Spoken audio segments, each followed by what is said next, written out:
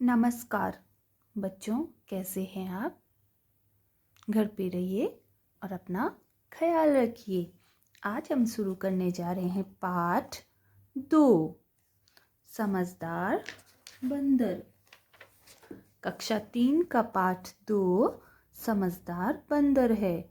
बंदर भी समझदार होते हैं। कैसे, हम इस पाठ के माध्यम से समझेंगे। किसी गांव में एक बुढ़िया रहती थी। एक दिन उसके घर में सांप निकल आया। एक गांव था, उसमें एक बुढ़िया रहती थी। एक दिन उसके घर में सांप निकल आया। उस बुढ़िया के घर में सांप आ गया था। सांप देखकर वह डरी नहीं। सांप को देखकर उस बुढ़िया को डर नहीं लगा। उसने सांप को जीवित पकड़कर एक हांडी में बंद कर लिया। हांडी यानी जो मिट्टी से बना हुआ बर्तन होता है। ये देखिए, इस प्रकार की होती है हांडी, जो मिट्टी से बनी हुई होती है, मिट्टी का बर्तन होता है। सांप को जीवित पकड़कर, उसे मारा नहीं, उसको जीवित पकड़कर उस हांडी के अंदर बंद कर लिया। हांडी को वह गांव के बाहर एक पेड़ के नीचे रख आई। बुढ़िया ने उस सांप को हांडी के अंदर डाला और गांव के बाहर एक पेड़ था, उसके नीचे रखे आई। पेड़ पर बंदर रहते थे। ये देखिए, ये पेड़ है, इसके ऊपर कितने सारे बंदर है। पेड़ पर बंदर रहते थे। हांडी देखकर एक बंदर धीरे धीरे पेड़ से नीचे उतरा।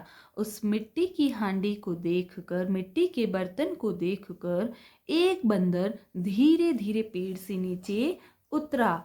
उसने हांडी उठाई और पेड़ पर चढ़ गया। वो नीचे उतरा, हांडी को लिया और ऊपर चढ़ गया। हांडी में कोई खाने की चीज होगी, ऐसा सोचकर उसके मुंह में पानी भर आया। बंदर ने सोचा, अवश्य ही इस हांडी के अंदर कुछ न कुछ खाने की वस्तु होगी। ऐसा सोचकर उसके मुंह में पानी आ गया। मुंह में पानी आने का अर्थ क्या होता है? मुंह में पानी आने का अर्थ है किसी खाने की वस्तु को देखकर लार टपकाना। उत्सुकतावश उसने हांडी पर से कपड़ा हटाया। उसने हांडी पर से कपड़ा हटाया। उत्सुकतावश, उत्सुकतावश का अर्थ है हमें ये जानने की तीव्र इच्छा होना कि किसी भी वस्तु के बारे में, किसी स्थान के बारे में, किसी जगह के बारे में जानने की तीव्र इच्छा क्या कहलाती है? उत्सुकतावश। उसने हांडी पर से कपड़ा हटाया, क्या सोच के कि अवश्य ही इसमें कोई खाने की चीज होगी। तुरंत एक जहरीले सांप ने उसमें से मुंह निकाला और बंदर को काटने के लिए फन फैला दिया।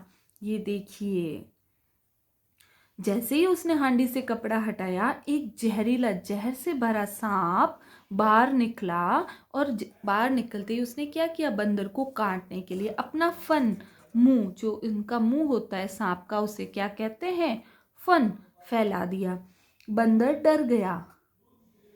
बंदर को डर तो लगा, परंतु डरकर उसने अपनी बुद्धि नहीं खोई। उसने अपनी बुद्धि नहीं खोई, वहां पे अपनी बुद्धि का इस्तेमाल किया। झट एक हाथ से सांप की गर्दन को कसकर पकड़ लिया। ये देखिए, ये सांप की गर्दन है, इसको कसकर पकड़ लिया। सांप ने अपनी पूंछ से बंदर के दूसरे हाथ को जकड़ लिया। जैसे ही बंदर ने सांप की गर्दन पकड़ी, तो सांप ने अपने पूंछ से उसके हाथ को ऐसे जकड़ लिया, बांध लिया। बंदर ने सांप की गर्दन नहीं छोड़ी। फिर भी इस बंदर ने हिम्मत दिखाई और इसकी गर्दन, सांप की गर्दन नहीं छोड़ी। वह सांप के सिर को पेड़ की डाली से बड़े जोर से रगड़ने लगा। ये पेड़ की डाली है। सांप की गर्दन पकड़कर बंदर उसके सर को पेड़ की डाली से जोर जोर से रगड़ने लगा। रगड़ते रगड़ते जब सांप का सिर एकदम टूट गया, रगड़ते रगड़ते जब सांप का सिर एकदम टूट गया तो वह मर गया।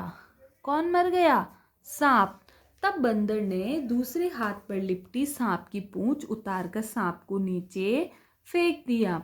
जब बंदर ने सांप के सर को पैर से काफी देर तक रगड़ा तो वो मर गया।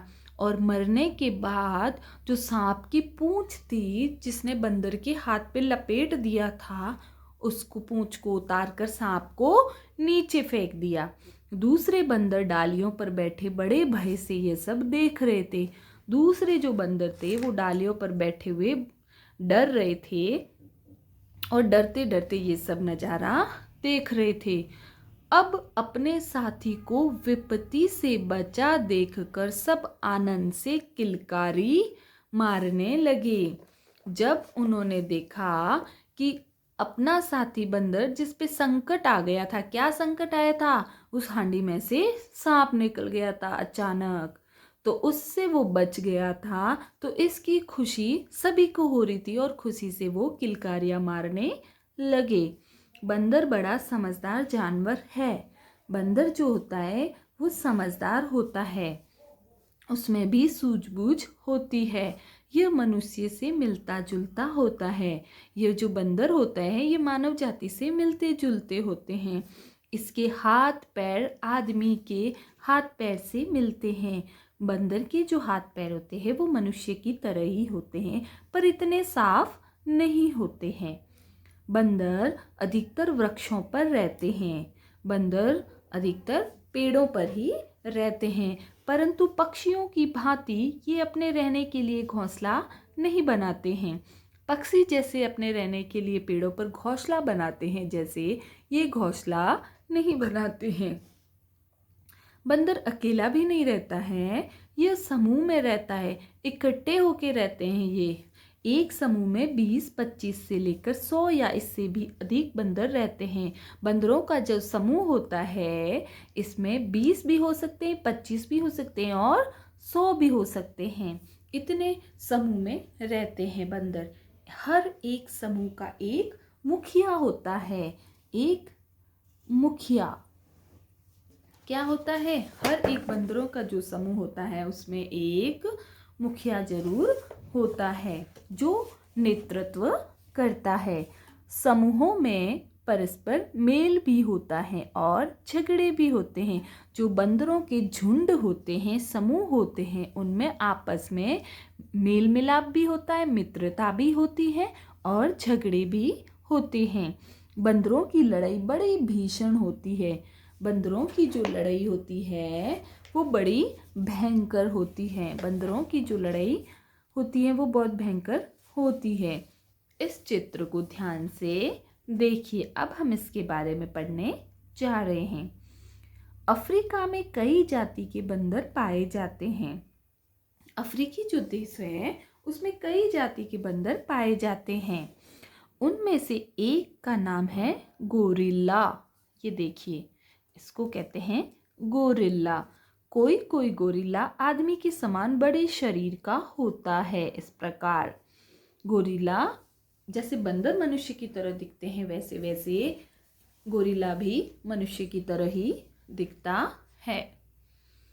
गोरिल्ले बड़े बलवान और देखने में भी बहुत भयानक होते हैं। ये देखने में गोरिल्ले बहुत डरावने होते हैं। ये घने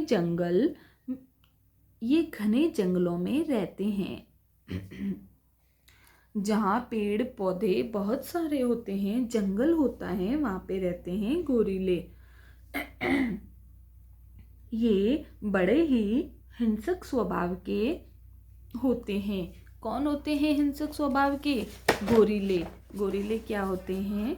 हिंसक स्वभाव के होते हैं, यानी लड़ने और मारने वाले होते हैं। जिस जंगल में ये रहते हैं उसमें कोई नहीं जाना चाहता। जहाँ गोरिल्ले रहते हैं वहाँ कोई भी जाना नहीं चाहता है, क्योंकि ये लड़ाई झगड़ने मारने और में बहुत तेज होते हैं। कभी कभी हाथी इनके क्षेत्र में बादाम खाने को आ जाते हैं। कभी कभार हाथी यदि इनके क्षेत्र में बादाम खाने के बहाने घुस आते हैं, उस समय ये पेड़ों की डालियों से उनकी सूंड पर ऐसी मार मारते हैं कि हाथी घबराकर भाग जाते हैं। ये गोरिल्ले हाथियों को भगाने के लिए क्या करते हैं? पेड़ों की डालियों को पकड़ के उनकी सूंड पर ऐसे जोर से मारते हैं कि हाथी घबरा जाते, क्योंकि उनको कोई दिखाई तो देता नहीं, वो पेड़ों पे बैठे होते हैं और वो घबरा जाते हैं। भगवान श्री रामचंद्र जी के पास बंदरों की बहुत बड़ी सेना थी। जी बिल्कुल सेना थी, तभी तो उन्होंने राम सेतु पुल बनाया था उन बंदरों की सहायता से। रामायण देखी है ना, उसमें राम सेतु जो पुल बनाया है सीता माता को लेने जब राम जी जाते हैं, तो वो पुल किसके द्वारा बनाया जाता है? बंदरों के द्वारा ही बनाया जाता है। हनुमान जी उस सेना में श्री राम के सर्वप्रिय मुखिया थे। सबसे प्यारे मुखिया थे कौन? हनुमान जी। किसकी सेना में? श्री राम की जो सेना थी बंदरों की। हनुमान जी के कारण कुछ लोग बंदरों को भी हनुमान कहकर पुकारते हैं। जी बिल्कुल। अगर आपने सिनेमा देखते हो तो उसमें बजरंगी भाईजान जो मूवी आई है उसके अंदर भी ऐसा ही होता है। जो सलमान खान होता है वो हनुमान जी को बहुत मानता है, तो जहाँ पे भी उसको वो लड़की को जब उसके देश में छोड़ने जाता है, तो जहाँ पे भी उसको बंदर देखे हैं तो भगवान को ऐसे हाथ जोड़कर खड़े होते थे, वो देखो हनुमान जी। तो इसमें बिल्कुल सही बताया है कि हनुमान जी के कारण कुछ लोग बंदरों को भी हनुमान कहकर पुकारते हैं। शब्दार्थ। जिंदा जीवित को कहते हैं, जीवित यानी जिंदा। उत्सुकतावश यानी इच्छा करके। भय डर। विपत्ति संकट। समूह झुंड। परस्पर आपस में। भीषण भयंकर। हिंसक लड़ने मरने वाले। सर्वप्रिय सबसे प्यारे। धन्यवाद।